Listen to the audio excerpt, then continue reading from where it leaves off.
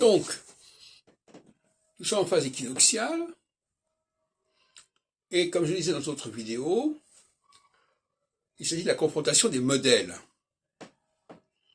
C'est-à-dire qu'on est dans le domaine de la structure, de la géométrie, de la cohérence des modèles, avant même de déterminer si ces modèles fonctionnent ou pas. Parce qu'un modèle qui n'est pas cohérent, on peut douter de sa capacité à fonctionner. C'est-à-dire qu'une voiture à qui il manque des éléments, on ne va pas penser qu'elle va fonctionner. On ne va pas envoyer une fusée pour voir si ça marche ou ça ne marche pas. Il faut déjà que, sur le plan technique, sur le plan théorique, il n'y a pas de problème. Autrement, ce n'est pas la peine.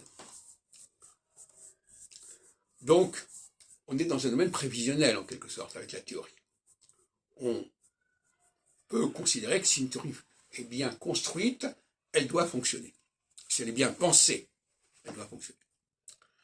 Et donc, on est là dans une confrontation entre plusieurs modèles, entre lesquels la population d'une communauté donnée va devoir choisir, pas forcément par des élections, mais par des choix, par des pratiques, par des adoptions de tel et tel modèle, par des initiations à tel et tel modèle, par un enseignement, par une diffusion de tel et tel travail.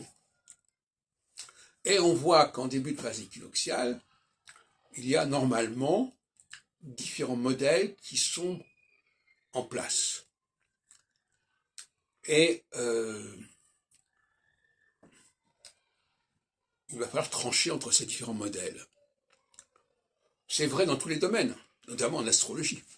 En astrologie, actuellement, il y a plusieurs modèles qui s'offrent, qui se présentent, parfois des nouveaux modèles comme le mien. Il y a aussi le modèle de Roger Hickey, par exemple, avec son astrochronobiologie. Et puis il y a d'anciens modèles, plus ou moins installés, comme le modèle d'astrologie conditionnaliste. Et c'est la guerre entre les modèles, avec plus ou moins des accusations des uns et des autres sur le fait que tel modèle n'est pas vraisemblable, n'est pas valable, n'est pas imaginable, etc. C'est une bonne guerre. Et tout ça, ça va se poursuivre pendant un certain temps. C'est un débat d'idées, un débat de modèles. Et puis à un moment donné, donc, on va passer à des pratiques, à des applications de tel modèle qui l'aura emporté en quelque sorte. À ce moment-là, il ne s'agira plus d'une lutte entre des modèles et entre des concepteurs, mais d'une lutte entre des sociétés. Comme par exemple, pendant la guerre froide, il y avait la société communiste qui avait sa façon de fonctionner, son modèle social face à la société capitaliste. Voilà. Là, on n'était plus dans les modèles au sens intellectuel et théorique, on était dans des modèles de société qui engageaient non pas des individus concepteurs, mais des sociétés entières.